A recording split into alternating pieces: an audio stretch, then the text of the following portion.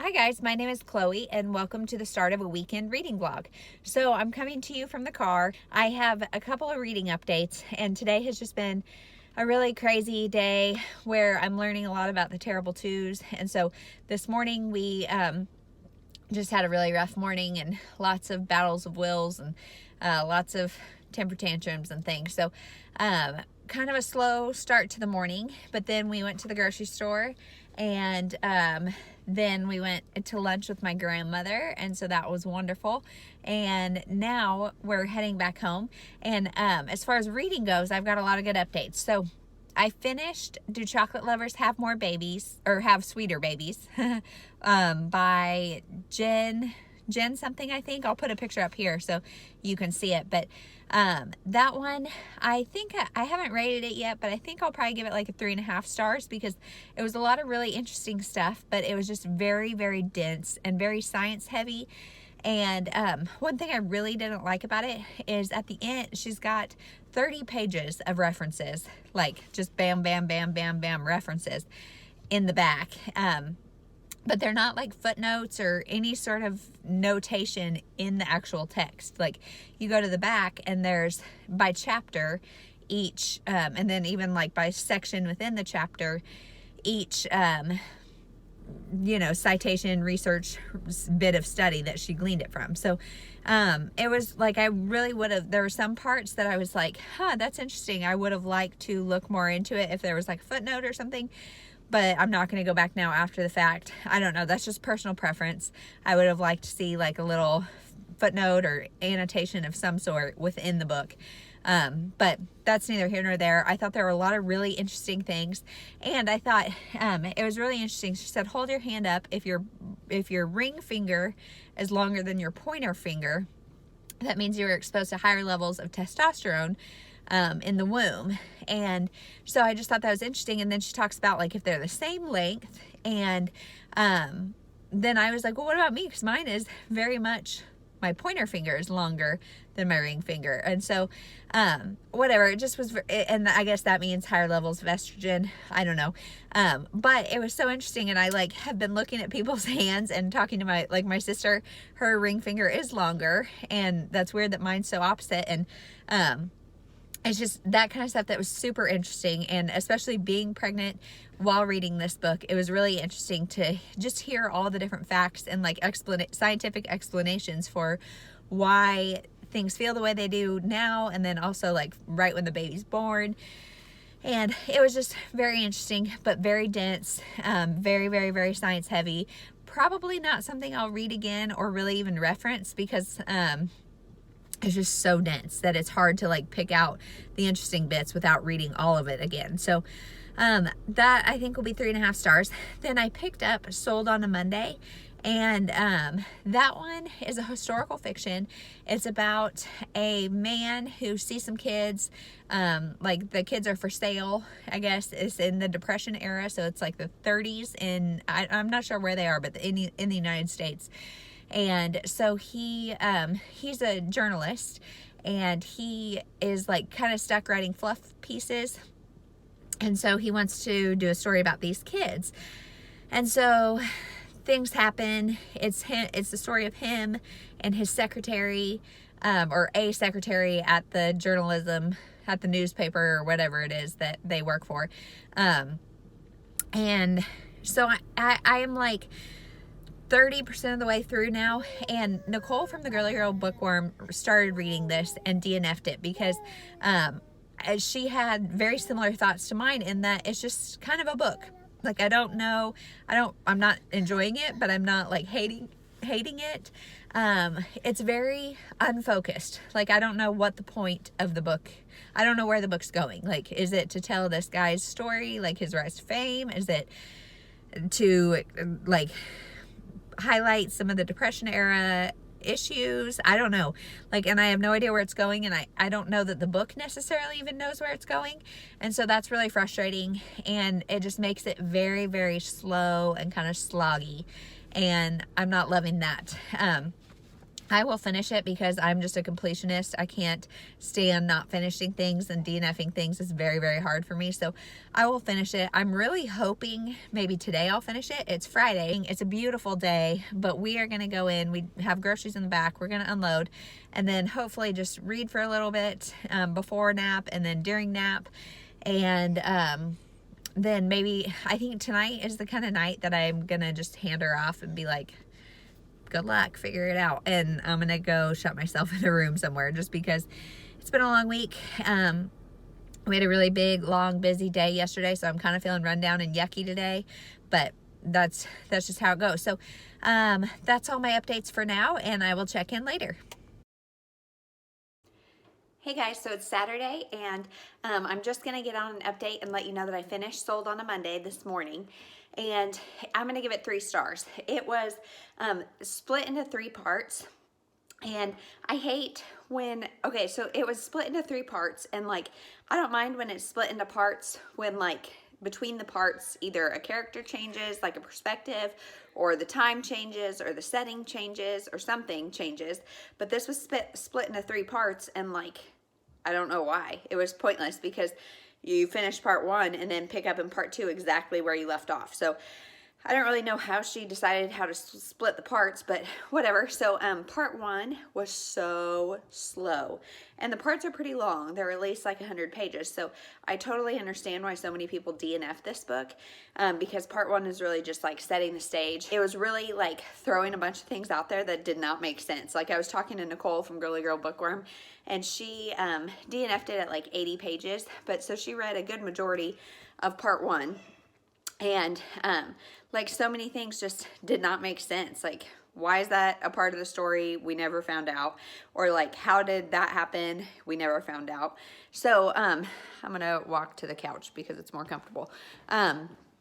So I finished it, and I can't tell you a whole lot because like part of the main premise is not revealed like in the back of the book or like at all, so I don't want to reveal a whole bunch. But the story, like I said, is about a man who sees these kids with a sign that says 2 kids for sale, and he takes a picture and then tries to publish it. And so then it's his story as well as his secretary or a secretary at the paper, and just kind of their story as this picture goes viral and what happens to the family, and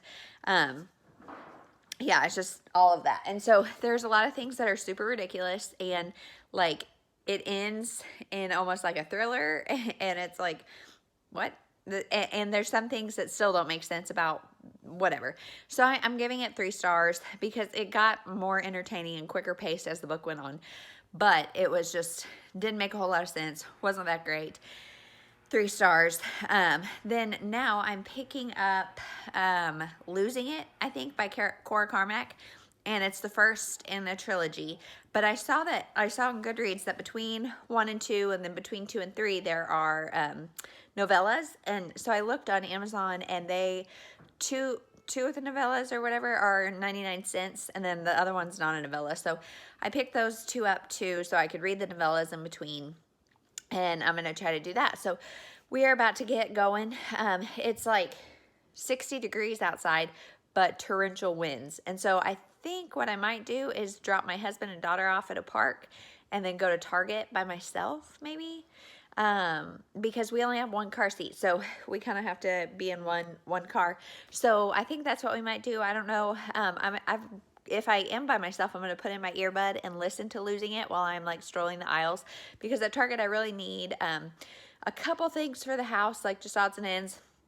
And then I would like to get some maternity like workout stuff maybe, or just some sort of maternity clothes. Because like I think I've said before, everything I have is hand-me-down, and most of it's from my sister-in-law who's like 5'2" and I'm like 5'6", and so some of it is way too short, and she didn't really have any workout stuff.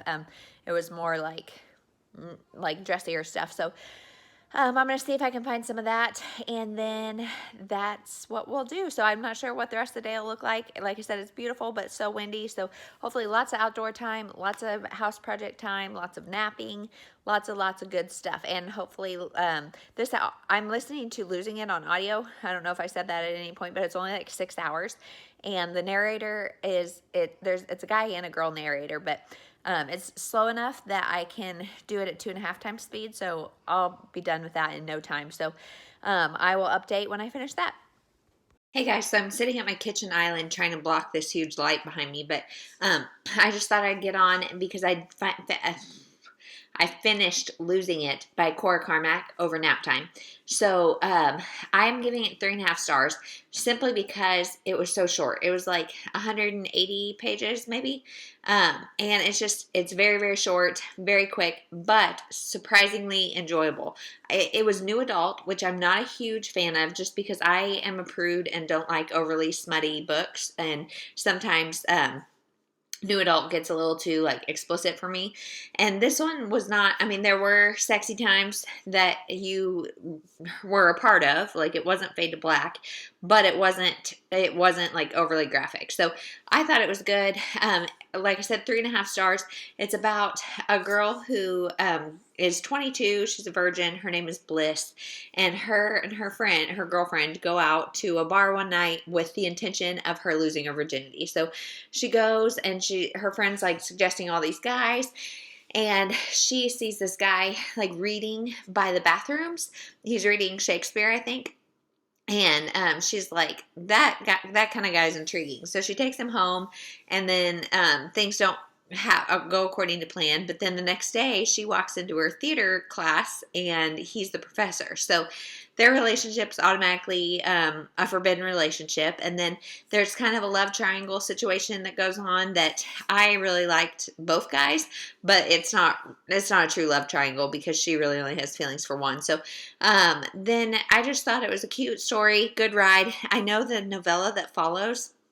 First of all, what's the difference between a novel and a novella? Because this Losing It was like 180 pages, and then this novella, it's like Keeping Her, I think is what it's called, is 175. So it's like 5 pages shorter, and it's called a novella, but the other one's called a novel. So I don't know, but it is more of Bliss and Garrick and their story. So I'm excited to do more, and like I almost wish they would have been one book, because then maybe there wouldn't have been so many complaints about it being so short. But I really liked the college atmosphere. I really liked just all the feelings that go along with your first time. I thought it was very, it invoked a lot of emotion and nostalgia in me that I think for it to be able to do that was really a sign of pretty good writing. So I surprisingly enjoyed it, and I'm excited to keep reading with the series.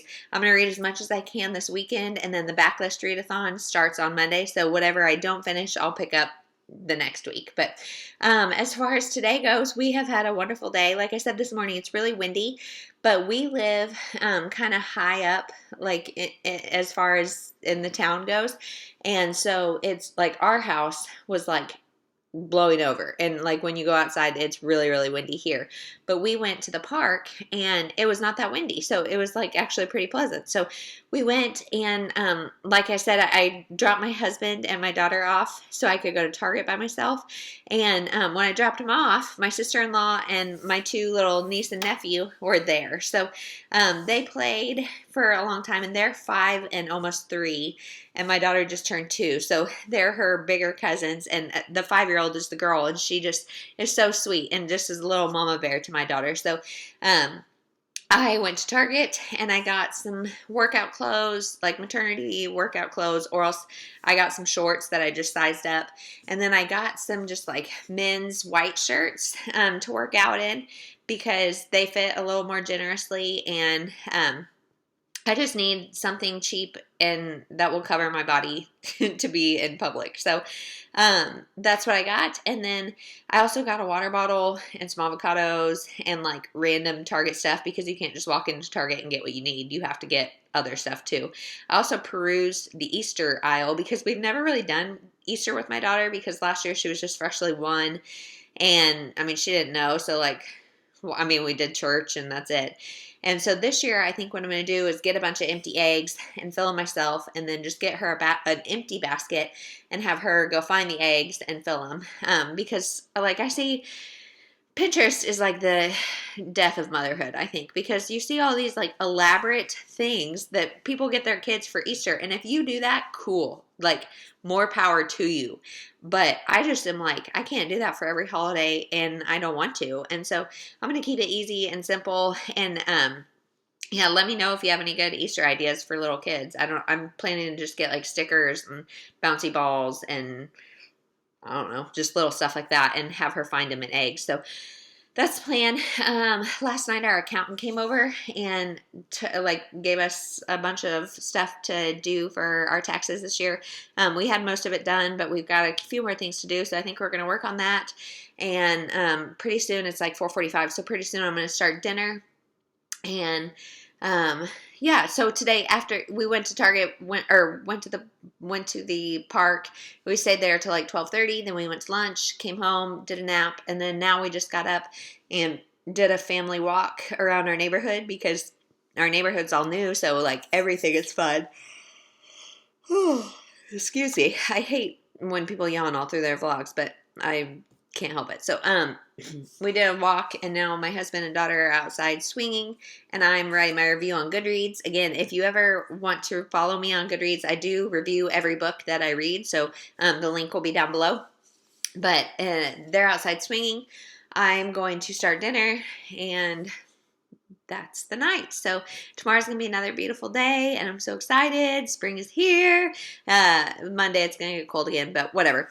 I'm going to stop talking, and I'm going to hopefully start keeping her sometime soon. And I don't know, because it is like 175 pages. I expected it would be like 100 since it's a novella, but 175 pages. I don't know that I'll finish it tonight, but I will get on whenever I do. Talk to you then. Like 2 seconds later, but one thing I forgot to say about losing it is I hate the covers.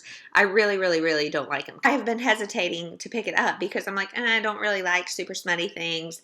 I don't like want to read just new adult kind of smut, but like I said, it was not. And I think the covers, like this book had so much more going for it between the acting, and I thought it was like really actually well written. And I think the book just makes it, or the cover just makes it look cheap. So don't love the covers, but that's it. And also the other thing I forgot to say is the 2.5 novella, because I think book 2 then follows different people, not Garrick and Bliss anymore. And the 2.5 novella is like a 30-page thing that was posted on Cora Carmack's blog, but now I can't find it, and it goes back to Garrick and Bliss. And so whatever, if I can't find it, I can't find it. No big deal. It's 30 pages. It can't be that great. But I'm going to read Keeping Her now and then move on to number 2. So talk later. Hey guys, so it's about 7:15, and we just finished dinner, and I just thought I'd get on an update because I was wrong about 2 things, actually. I was wrong about the length of Keeping Her by Cora Carmack. It was actually only 112 pages. The rest of the pages were a preview of the next book. So that it actually was pretty short in novella length, but it was about Bliss and Garrick. They're going back to London to meet his family, and his mom is supposedly really not nice and really like judgmental and scary. So Bliss is freaking out about it, and there's some hijinks that ensue. Something happens, and then it resolves. So I'm intentionally being really vague because it's so quick that if I tell you anything, it's like the whole point of the book is done. So I just finished that. I'm going to give it 3 stars. No, ma'am. Because it is, it got a lot smuttier than the first one did. And I just, I mean, for 100 pages, I didn't need a whole lot of smut. So, and it was just so quick that, really only one big thing happened. And so it was okay. I don't think it was necessary. And I don't think, like I had said in the previous clip, that I thought maybe it would help, solve the problem of the first book being too short, and it's a completely different setting and different storyline, so I don't think it did that. But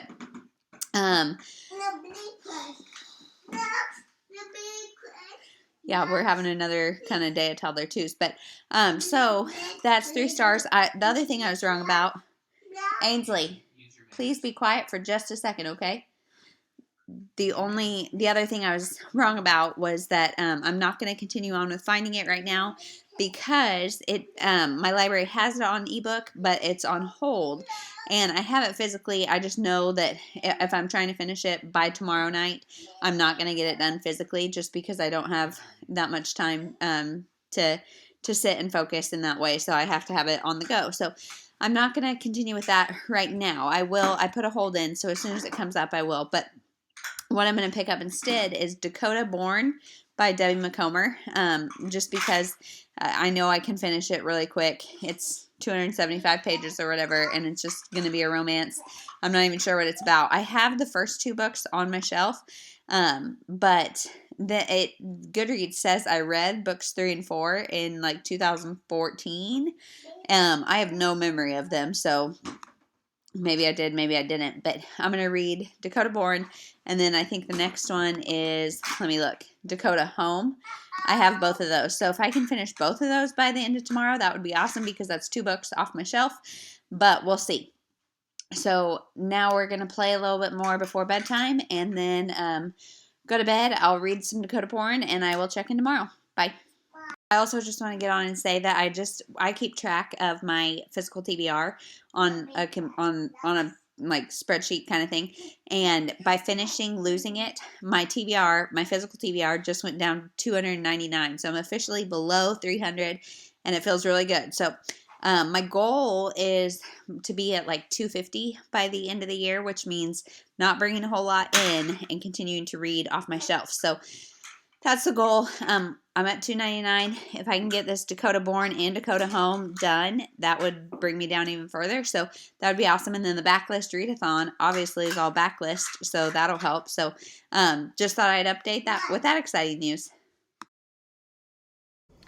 Hey guys, so it's Sunday, and now today, well, first of all, I need to get on and say that apparently I like to just make things up, and so I can come on the camera and tell you I was wrong. So I was wrong about Dakota Born and how long it is. I said it was about 250 pages. It's not. It's 400 pages.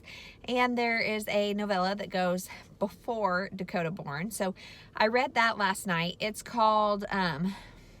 it was called Farmer Takes a Wife, and then now it's called Dakota something. I can't remember, but I'll put a picture up.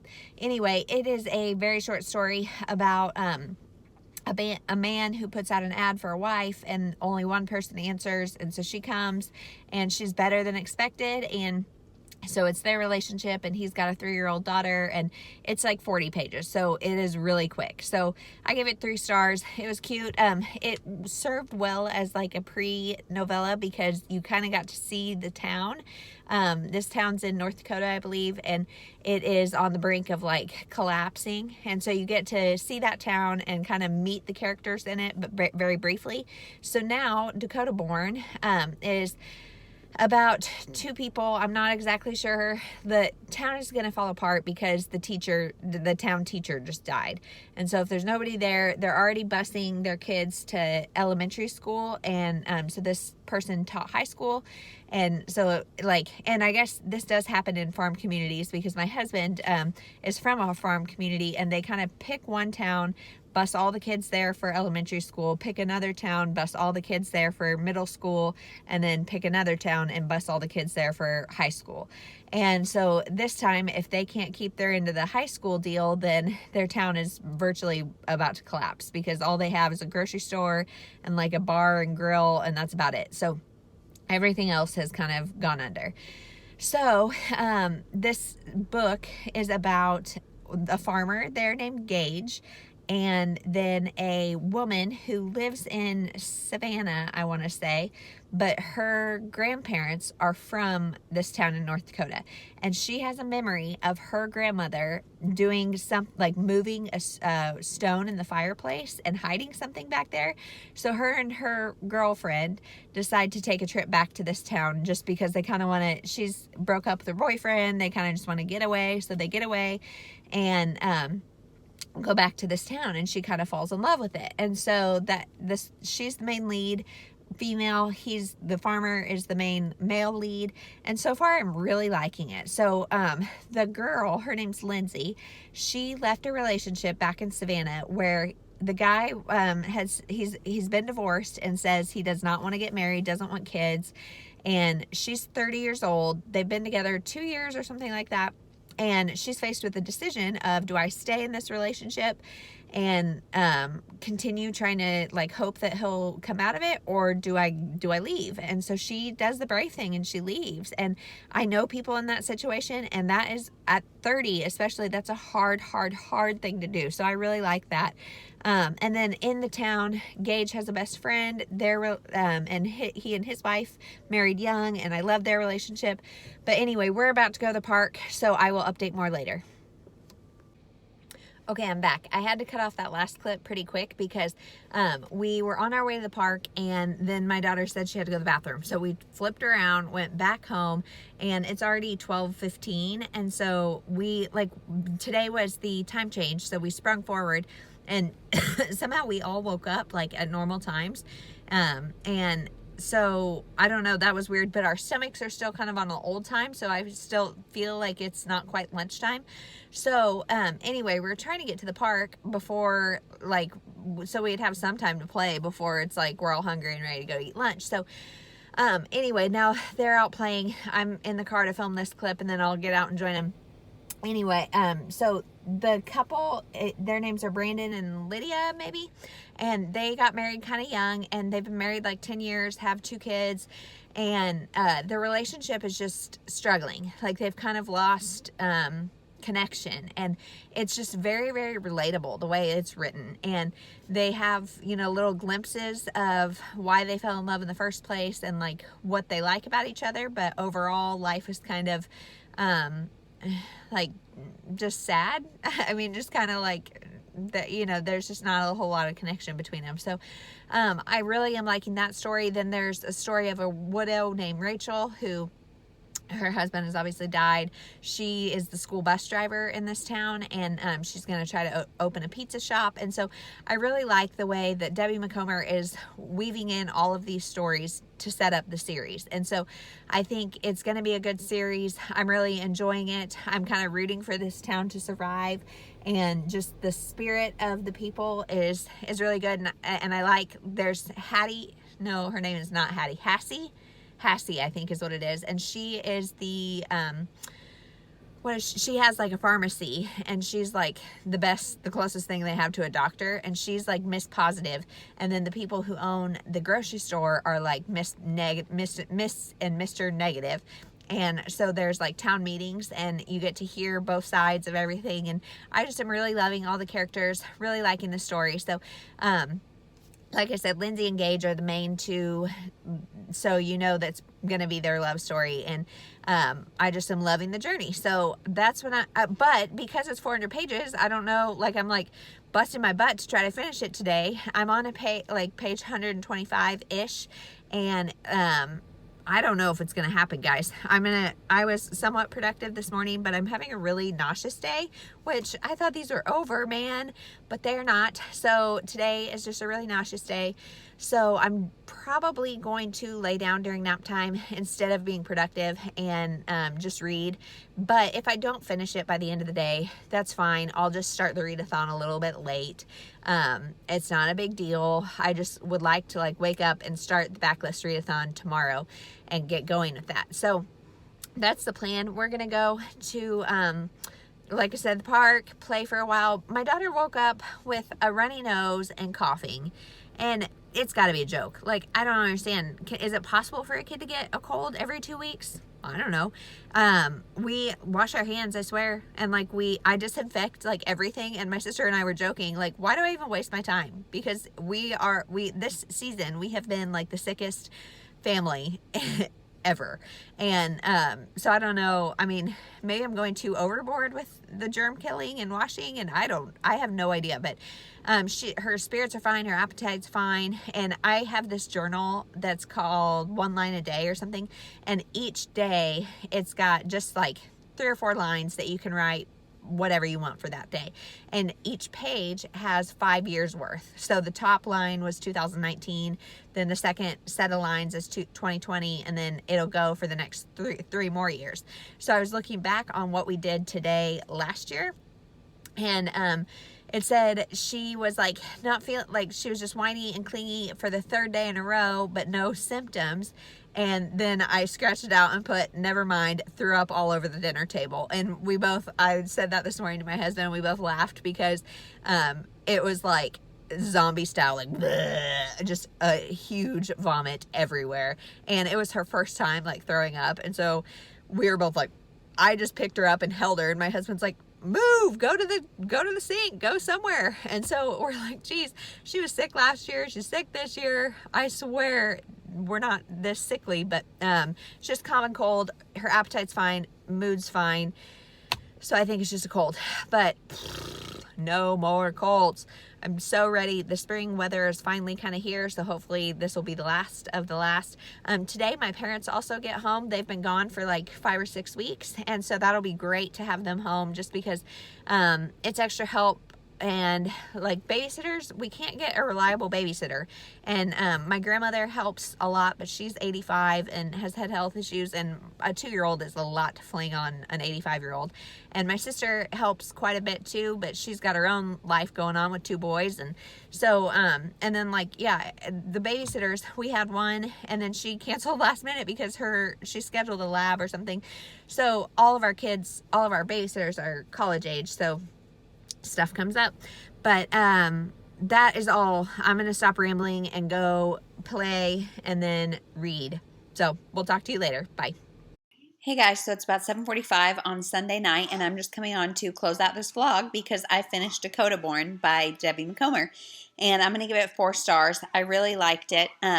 Like I had said in the earlier clip, I really liked all of the different relationships that are going on. You get to know the whole town, and there's like 4 or 5 different sets of relationships, and so that was really interesting, really entertaining. My only complaint is Gage, the main character, like the main male character, was kind of a jerk, and he like did not like her from the beginning. Lindsay, our main girl, from the beginning, and all for like because he thought she was going to leave the town, and which, I mean, I understand self-preservation, but he was like really rude to her, and he was like 30 something acting like a teenager, and so I really enjoyed the book. 4 stars. That tonight I'm just going to watch booktube videos so I can start fresh in the morning. So that's going to be the end of this vlog. If you've watched this far, thank you so much. And if you've read any of these books, let me know what you think. And we will see you tomorrow for the Backlist Readathon vlog. Talk to you then. Bye.